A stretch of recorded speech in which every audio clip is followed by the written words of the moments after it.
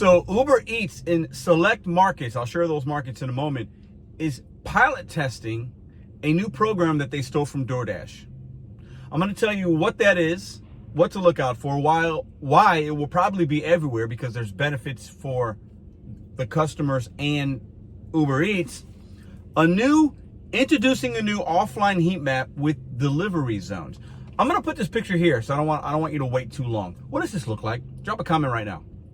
When you see this, okay, and I'll put some split screens of the article that was sent to me. This was brought to me on Sunday night by a listener and watcher of the show when we did the Sunday Night Live show. What does that look like? What's that remind you of, that map? When you see those busy and this and that and the red heat map thing, what does that look like? I already know some of y'all are commenting. If you haven't, what's that remind you of? Where did it get that from? Okay, now listen. Few things here, okay? Few things. The one thing about Uber that I love, okay, is that you can just go off and on. Here, I'm gonna do it in real time as I'm recording this video. Look. I'm going to show you my stats. This is my account, okay? Look, always able to go online. No heat map, no saying you have to have this, because I'm going to read to you what the app is saying in these markets, and at the end I'll share the markets, okay? Listen, I'm online. Look at my percent, 3%. 3% AR. Here's an order coming in. It's trash. Decline it. But I'm able to go online whenever I want. And there's no zone, there's no this. You just go freely. You turn it off, you turn it on. Look, I'll turn it off right now. Look.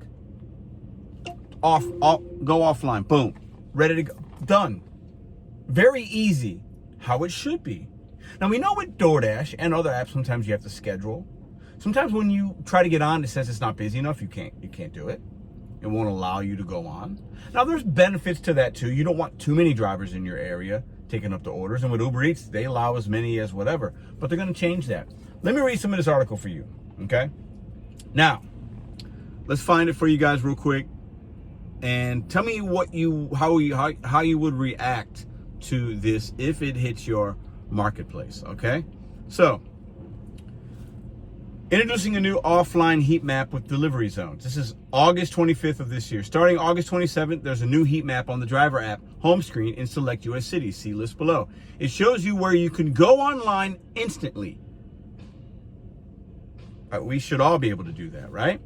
It says there's red, orange, yellow, and gray. Only open to platinum and diamond couriers. So if an area is gray and not really busy, because if it's busy, they want you on there. But if it's gray, and sometimes we know markets are like that, you won't be able to go on unless you are platinum or diamond, meaning you have to have a higher AR and certain other metrics. How does it make you feel? What does that look like to you? Does that remind you of DoorDash, the tier program? Remember when they had Top Dasher? Right now it's the platinum, gold, and rubies and rhinestones or whatever it is, diamond. I mean, they stole that. Why did they do that?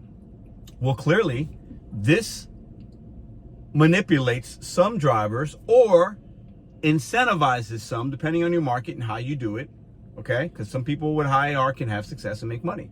That's been shown. Some don't. Some people with low AR don't have success and don't make money. Some with low AR do. And there's varying reasons for that. I'm not here to persuade you one way or the other. But it keeps drivers busy and active.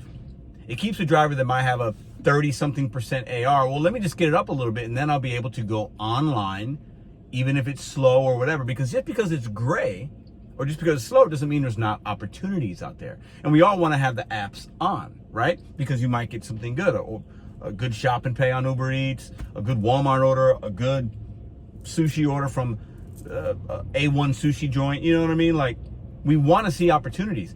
But you, in some markets, and if it's happening in some, Uber will see the benefit from it.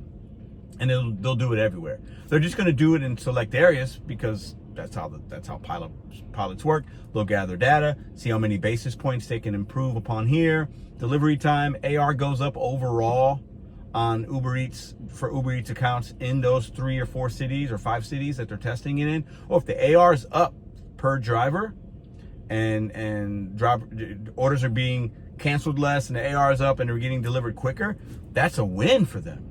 Even if it's just nominal because there's so many deliveries. right? That's a huge win. So of course they're going to put this everywhere. So you low AR Uber Eats drivers, you might not be able to go online as freely as we are accustomed to. What do you think about that? Another tier program within a tier program, they already have the Uber Eats Pro, right? Where it tells you get priority for higher paying orders if you have this kind of metrics. I mean, the app says that. Now, it's not in St. Louis. I have a 3% AR like I just showed you, but not worried about it necessarily. This is a pretty busy area. I feel like there's always money to be made on that app or others, and it can be very fluid from one app to the next for other reasons that are out of our control. Okay, promotions that they send Uber Eats people versus 1 week versus not. So there's more promotion for the consumer. If there's discounts, if there's get $30 off your shop and pay order of $40 or more, people are going to flood that, and they're going to tip or not tip, but there's opportunity, and that's all we really want. But now, Uber Eats, of all the apps, you can't go online in certain marketplaces unless you have a certain AR. That's wild. It's crazy, but I'm not surprised. That's directly from DoorDash, because DoorDash even can tell you, they can pick and choose how many drivers they want in some certain cities at certain times, to not have too many drivers or to put too many. They control in marketplaces how many drivers can do earn by time. There's been times drivers, even me, I've tried it. You try to do earn by time with DoorDash and it tells you, nope, not available right now. That's because they already got enough people doing it, and they already have a particular amount of money dedicated to those drivers, because there's some guarantee pay options there. So nope, we want you to do earn by offer. Online, offline. Let me read a few more things here, okay? How do I read the heat map? Each outlined area on the map is a delivery zone, and the colors show how busy it is in real time. There could be truth to that, but busy doesn't mean it's always good all the time, right? The heat map updates every 10 minutes to provide most up-to-date and real-time information on demand in your city. I mean, that map right there that I'm going to show you probably once again here is a DoorDash map. How do I navigate to a zone? Now, it also might incentivize some drivers to say, oh, well, I can't dash here, or not dash, I can't go online here, but if I drive 5 or 10 miles or whatever, however many miles, I could go on over there because I got low AR, but it's saying it's busy. But maybe by the time you get there, it's great. You know how that happens. What happens when I go online? Let's see, what's the difference between offline and online heat map? Offline heat map, available when you're offline, shows real-time demand, display information about a zone open or at capacity. So they're limiting. There's capacity now in those select cities, and if it's happening there, and when they see results, and they will, they're going to have it. It's going to be everywhere at some point. Maybe by 2026, I would imagine, it's going to be in a lot more cities, because DoorDash did the same thing. They would roll things out. I talked about this several years ago, right? So that's what we got. A heat map in some zones to where you cannot go on and offline. There might be, what are the benefits here? Hey, well, maybe you get to see if a zone is busy. For new drivers, some people like that. Hey, it's saying it's busy. I want to position myself in a busy zone. There's going to be benefits to that. I think for most veteran or OGs, hey, I got my own little honey holes. I know where I like to be. I stick to a zone. That's where I'm going to go. I'm not going to let the map dictate that. For others, they've seen success with that. It's two parts. But, yeah. What do y'all think about this? Let me go ahead and share the cities with you guys, because I believe this was at the bottom. So, let me find it. Here it is right here. Here are the cities in the United States. So, Lincoln, Nebraska, Albion, Texas, Evansville, Indiana, Florida Keys, Florida. So, you got the Southeast, right, in Florida. You got South, Texas. You got Indiana, Midwest, and you got Nebraska, Midwest. Not like super, super big cities, but I'm sure they have enough volume in those places, and they select those cities, and they're pretty, they're aware as to why. There's a reason that they select those cities. So if you live in these cities, let me know in the comment section down below. What would you do? Would you do anything differently?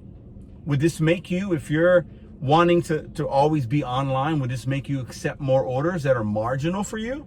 Or will you continue to be just, hey, it is what it is. If I can't go online, I'm keeping my AR and my numbers the way they are. I'll just have to wait, or I'll go to that zone, or I go to this zone. How do you feel about it? Zones on Uber Eats, never seen that before. Can't go online all the time anymore, unless it's busy, or you have the appropriate metrics, and they are controlling how many Uber Eats delivery drivers can be in the zone at times, and that's how they do that. Let me know what you think in the comment section down below. I'll catch you on the next video.